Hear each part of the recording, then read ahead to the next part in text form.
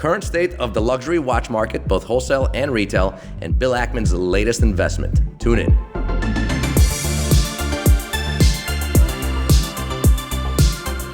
Good morning. Today is Friday, January 27th, 2023. With me today, I have Adrian, watch expert, senior buyer, senior seller, and #1 Luxury Bazaar team member. Thank you very much. AKA. Just don't tell Roman. He will be pissed. Adrian. Yes.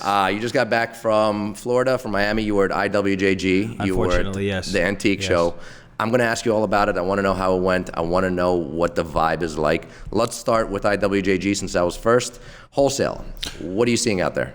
So I think it's important to point out, looking back over the past year in 2022, the IWJG show, back then versus now, the mood was very somber. It was almost graveyard-like, right? Because we did a few shows in 2022, and it was pretty depressing because people were just, they were in a mode where there was a lot more sellers than buyers. Are you saying now it's different? It was different, right? Wow. So we didn't anticipate anything really good because, let's face it, we weren't going to do the show if there was no antique show. But because we're already there, we're already doing a big retail-facing show, we're like, all right, well, why not just spend 2 days and do some business? Needless to say, it was a much better turnout than I anticipated. That's surprising. Whereas there was actually people coming up and buying from you because a lot of times when the market is down, there's more people coming up to your showcase and trying to sell off stuff. That's what I thought was going to happen. I thought you were going to be there and everybody's going to try to sell you stuff. We did too, but again, but for the most part, look, big pieces weren't moving. That's what I want to know. Yeah, what's actually moving? Rolex. There was a lot of hype models. Hype models. No, I mean, listen, there's a lot of vintage stuff, pre-owned stuff. Rolex across the board, it really doesn't matter. Obviously, vintage stuff, because that market hasn't really fluctuated too much. It probably hasn't taken the hit that. Right. Bigger pieces, RM, AP. Moving. It's not that there's no demand for it, but there's a little more trigger shyness. Yeah, is everybody kind of waiting to see what the next price is going to be? Now, it might be lower, might stay the same. I think a lot of people that have absorbed so many losses at this point are just waiting for a call. Like, for example, if you have an AP tourbillon of some sort or a perpetual calendar that you overpaid for, but is rare, you wait for a call because there will be a call and then you'll sell it to absorb the loss. Because if somebody's writing you a check for it, it's completely different than buying it on call. Now, are you seeing less of the dealers that you're used to seeing there? Are less people visiting the shows? Well, this time, let's remember that Europe more or less opened up. So I saw a lot more European dealers, whereas before we didn't see any. And Japan opened up. So we saw, there was a few people I didn't see for 3 years that were at the show. One guy who we used to do a lot of business with spent $250,000 with us, which was big. Yeah. I'm wondering if a lot of people kind of took too hard of a hit and either bowed out of the industry or just can't afford to go in and buy. You see, I thought that was going to be the case where people, or we like to call the backpack dealers, were going to really backpack and go the other way. But I think they got a sense of how easy it can be to make money if you more or less know what you're doing. So they kind of stayed to ride the wave out. That being said, people don't want to take the losses that they took before, and they're being a little more cautious, but they're still doing business. Okay. Like you need, if you took a lot of losses, you need to reinvest that money to make that back. You can't just sit on the sidelines. Of course. You need to keep the revenue turning and keep the profits going. Now, what are you hearing from them as far as them talking to you about what they're moving, what they're buying, what they're selling, what their clients are saying?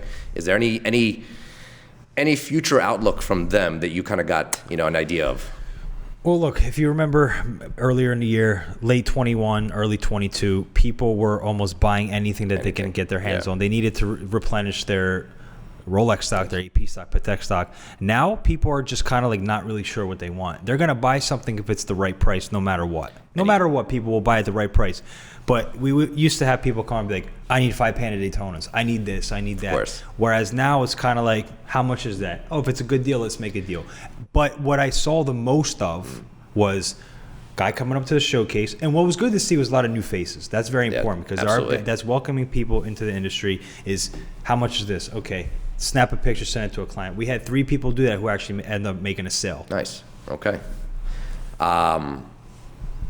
Were the negotiations harder than usual? Were people trying to really beat you up?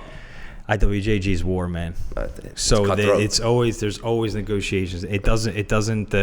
Obviously, it's harder now. Whereas people were more willing to bend just to get the product. Whereas now, you are more inclined to sell something now. Whereas before, you were working under the next week it's going to be a higher price, or like today's price is not yesterday's price type of thing. Whereas you would hold firmly on price. Yeah. Now the seller is willing to give a little bit more away. Would you say that the show was a success overall?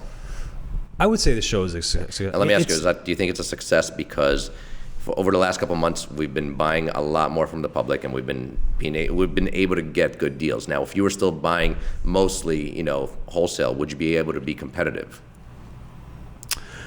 I would say hard. Because again, we're known for obviously having very competitive pricing, and we're able to do that because of our strength buying from the public and our movement to become one of the biggest watch buyers, in the world. If we didn't have that and we're dealing and wheeling and dealing just like everybody else, would we be able to be competitive? So there's a few different topics to cover here, right? Being competitive, by being competitive, you mean on pricing? Yes. So the reason that on a wholesale level we're able to do what we do is obviously because it's a numbers game. Because of the volume of people we get in, you have to remember that the majority of people that come to us to sell something, it's never like 1 out of 2 you buy. We have so many leads and so many verticals of buying watches. So it's a numbers game. The more people we have coming to us, the more successful we are at buying. Therefore, we can give prices. I'm just wondering, like other dealers out there that don't have the strength that we do, buying from the public in the rates that we do, how do they compete price-wise? They don't. It doesn't matter for them. I'll tell you why. Because if you're working from home with zero overhead on your toilet seat, there you go. You paying $30,000 for a Panda Daytona and selling it for $30,700 may actually be a higher net margin than us buying one for $30, selling for $34. Yeah, I didn't take that into consideration. So obviously, we have the overhead. Yeah, you're right. Let's move on to the antique show. Let's go more retail facing. What is the energy? What are you seeing? What are people buying? What's going on there? Tell me about the experience.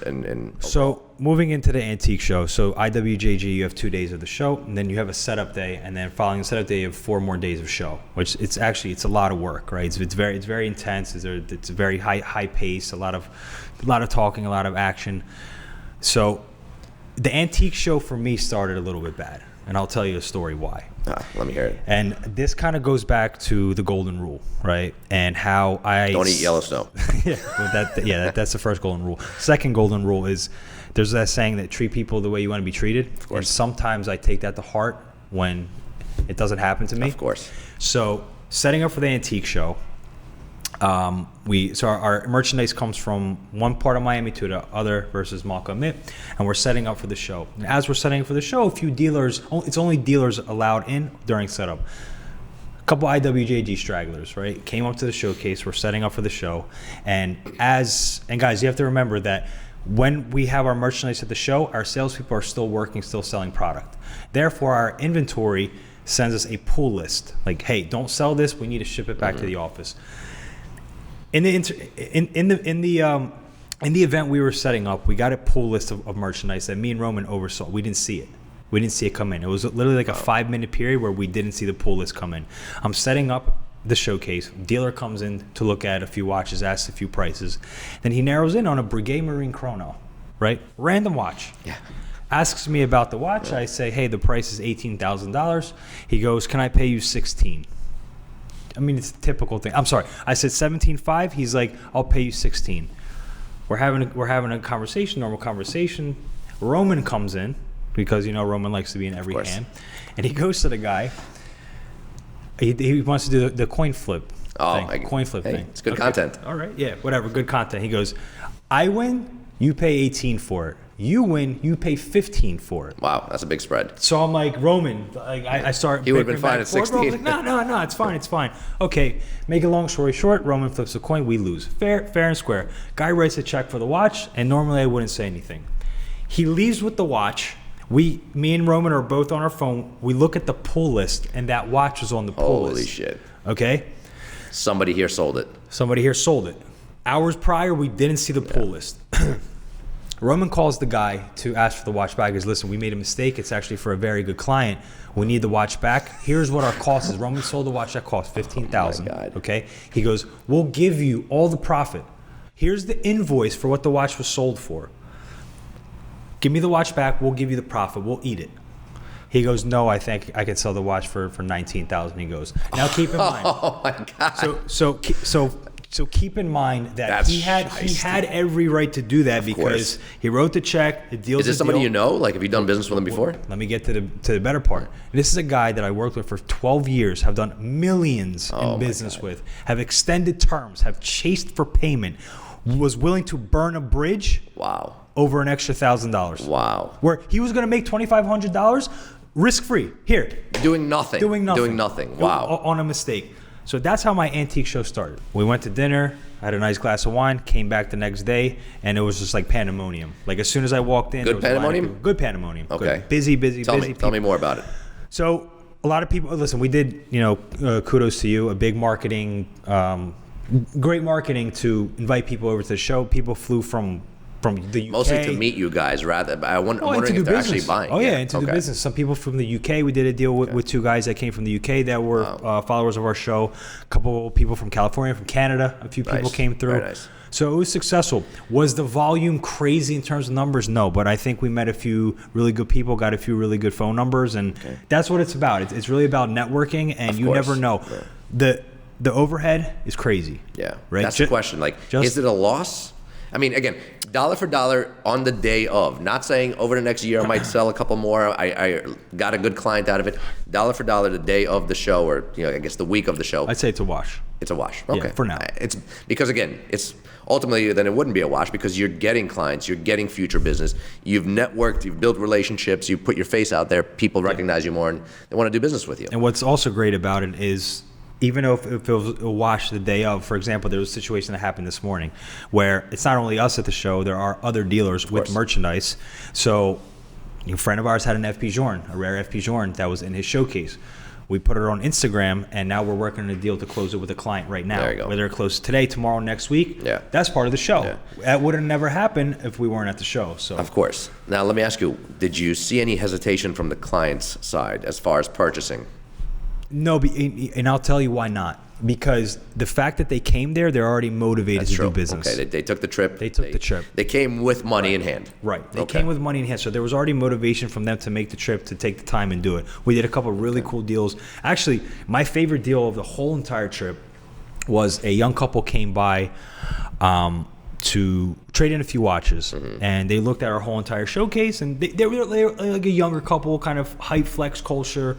And the watch that they ended up buying was the most surprising purchase deal of the show. They bought this old 18238, which is a 36-day date with the Conjar dial. Oh, they bought that one. They bought it with the Conjar dial. We explained.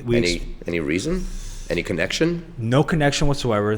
They were not from Oman or anything like that. That's what I mean. They were just a young couple. We explained to them the provenance of the watch, how important it is. The condition was a huge thing. Yes. How red the actual Conjar logo was, and the lady's like, you know what? I think this makes sense to buy because I want to put this away for my kids. As far as like a long term, okay. Yeah, and I was like, you know what? That's very smart because you will not find another example like that. Yeah. She was looking in that price point of like 50 to 60K plus her trade-ins. I'm surprised she didn't buy something for herself or for her husband. She can wear it for herself. I mean, it's still 36 yellow gold. But do you think it makes sense for her to actually wear it rather than just put it in a safe and hold it for the next 20 years? So she can do whatever she wants. It's such a crisp piece. I was like, look, if you really want to, it wasn't great if condition, you really want to maintain its integrity, then wear it accordingly, right? Yeah. Don't wear it every day to whatever. Don't beat it up. To Whole Foods and to the gym. Wear it for special occasions. So that was pretty cool. What are people buying? Like just think back about the transactions that you actually did with the retail customers. Is it the same thing, Rolexes? Like nothing out of the ordinary? So most of the purchases came through trades for the regular product. And by regular product, I mean your Rolex, your AP, your Patek, stuff like that. All trade-ins. Couple people bought a few rare pieces that they didn't need for trade-ins. They saw, hey, this watch is really cool. I saw you guys advertising it on YouTube or on Instagram. I saw it on your website, and I wanted to come see it in person. Now that I saw it in person, let's talk business. There was a few cool sales that happened like that. It was one of those pieces, like an independent brand piece, where like, I've never saw this in real life. I need to go come try this on. Gotcha. And they did the deal. Biggest dollar amount you sold at the show? Again, to a retail-facing customer. Was it the Conjar? No, it was a 15. I would say it's a 5990 Rose. Okay. For 260 grand. And that's personal use? Personal use. Nice. 5990. Nice. That was probably trying to think. Yeah, I think that's the biggest one. Like one watch. What do you think? I mean, I'm sure we don't actually have the numbers yet. What do you think we did in sales total for the antique show? I think we broke 2 million. Broke 2 million. That's, I think we broke that's 2 on million. par with like previous shows, even during the boom. I mean, I remember we had one show where like we were unbelievably happy to have done $2 million, and that was during, what I guess now you can call it the good times. You know what else was cool is, although we work in this big facility and we have watches that are like constantly in rotation upstairs and videography and content, when you actually have your whole entire showcase in front of you every single day for 5 days, you actually start making things happen, whether at the show or not. Like I sold an RM2 Platinum, right? Which we've had for a while, but like it was just in front of me the whole time. Like I gotta make something happen. If it's top of mind, you're looking to move it. It was right there. People were talking. Maybe we gotta change something up. Maybe we gotta move the same. No, have a bunch of TVs with every single watch that we have in stock on it all day long. We have it on the website, but there's still something to be said about the merchandise sitting there. And like the piece kept like looking at me, you know what I mean? And plus, you could suddenly like realize, I think I had a customer just ask me about something like that. If it's top of mind, it's easier to move. Yep. All right. So overall, shows were good, both wholesale and retail. That's really good to hear, given the fact that everybody's, we have tons and tons of comments on our YouTube videos that the watch industry is dead, floating face down in a pool. Blah. Bullshit. And this is coming from people that have no idea. Bullshit. They've never sold a watch in their life. They very likely never will.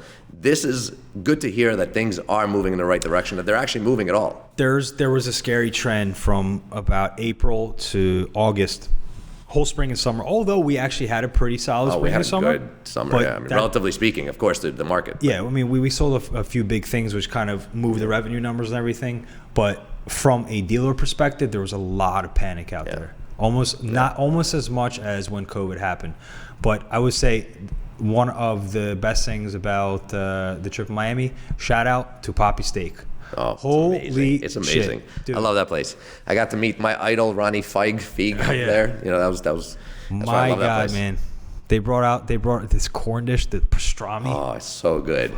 The smoked pastrami with they just bring out. I love that place. Bring out these like suitcases, and you're like, oh, yep, I'm getting financially. The show that they put on is better than the food. Rape. 100%. Just take it. What was it, $1,000 steak, right? Something like that. Yeah. It's amazing. All right, let's talk about our next topic. Bill Ackman decides to invest in Vermont Watches because he personally loves their watches. And he invested his own personal funds, not his funds, not his fund, apostrophe S money, his own personal money. I don't know if I necessarily agree with that point that just because he personally likes it, because this is just a random guy that bought a random piece of stake in a company. However, I actually kind of geek out about finance and stocks. So there's actually certain people I read about and actually watch their interviews. And Bill Ackman randomly happens to be one of the guys. He's a value investor. He's a guy that will take a big stake in the company and then, be kind of like Warren Buffett does. Oh, absolutely. Activist investors, what Bill Ackman does. Yeah. That being said, he saw something dollar-wise in that company, in their financial report, that made sense for him to come in. I'll read to you exactly what he said. He said he believed Vermont could reach the scale of Swiss watchmaker Breitling, which was valued at $4.5 billion late last year, when private equity firm Partners Group took control of the company. Now, the reason he invested, he says, I wrote a handwritten note to the founder saying, I admire your company, I love watches, and I would love to learn more. And then they reached back out to him and said, welcome, come on in, let's talk. Really? That's cool. That's how it all started. He didn't have any financial reason to invest in it. So again, he didn't use his fund's money. He used his own personal money from his bank account to invest in this. Clearly, he's a fan of watches, obviously. The fact that he's a fan of Vermont is pretty cool. It's a UK-based company, not like, the typical Swiss-made, watches. Yeah. Have you ever seen a Vermont watch in person? I mean, I personally have not. I don't believe we've ever had one here. It's still one of those kind of lesser price point things that don't really change hands that much. I think they have their own small little following, right? I've seen Vermont watches and they do a lot of very cool things. I think I follow their Instagram page. I think their founder and the person at the helm is actually a pretty cool guy. He's very hands-on with the company, kind of like a Francois or a Richard Mille with Richard Mille. But I really truly believe that he probably saw the financial report of the company, like, hey, I'm sure this company's growing, is doing well. I think if I put X into it, it's going to get to here. So now, that's interesting. That now makes me want to buy a Vermont watch. Like, here's the thing. He's a smart guy. And if he's saying that he believes this could one day be valued at $4.5 billion, just like Breitling, do you see that happening? Being in the watch industry itself, moving these watches, do you think Vermont is going to be a Breitling, or do you think it's going to be a movement? Look, at the end of the day, it's out of sight, out of mind, right? You have companies that we don't really deal with that much. Let's say like Casio, for example. Yeah. We personally don't deal with them. Therefore, we're like, oh, this watch ain't shit. But maybe their numbers mirror that of Patek Philippe, but we don't even know about it. Or Invicta. Right, we don't deal with Invicta, but they run huge numbers. It's just not our market. Vermont may be one of them. I have to see what their revenue is. I don't know. Do you think it's more localized, like just UK residents are big fans of their own UK made watches? I mean, so I recently started buying New Balances, and I love it now because I know they're US made. I'm supporting. It's cool. Plus, they're super comfortable, and they're dad shoes. Oh, but they have a history behind them, right? New Balance for the most part. I assume. I don't know it. Yeah. Okay. So, but I'm just wondering if, like, okay, you're a UK resident, you're supporting your own company, your own country, you're buying a UK-made watch. So I'm wondering if they reach outside of the UK, if they have a big, customer base, let's say in the US, China, Asia, any of that stuff. They probably listen. They're probably like a cruise ship line type of brand, or on the islands or stuff like that, where it's kind of that price point where people kind of make, if you're buying a watch for, I'm not really sure what their price point is, but I would imagine it's sub $5,000. So a lot of these sub $5,000 brands are one of those, like, I'm drunk on a cruise type purchases, and like, hell with it, let me just spend some money type impulse purchases. I would think. Now Marco could probably attest better to Vermont as a whole, it's his brand and the mechanics, everything behind it. But I'd have to say, if he put his money where his mouth is, there's something there. Lots of respect for that. There's something there. All right, we're gonna wrap up today's episode, guys. If you like this sort of content, if you like our podcast, you like this video, make sure to subscribe. Make sure to give us a review. Like, comment, do whatever it is that you got to do to make sure we keep doing this. And please follow the golden rule. Literally, please treat people the way you want to be treated. Otherwise, you will be disappointed. There you go. Yes. See you guys later.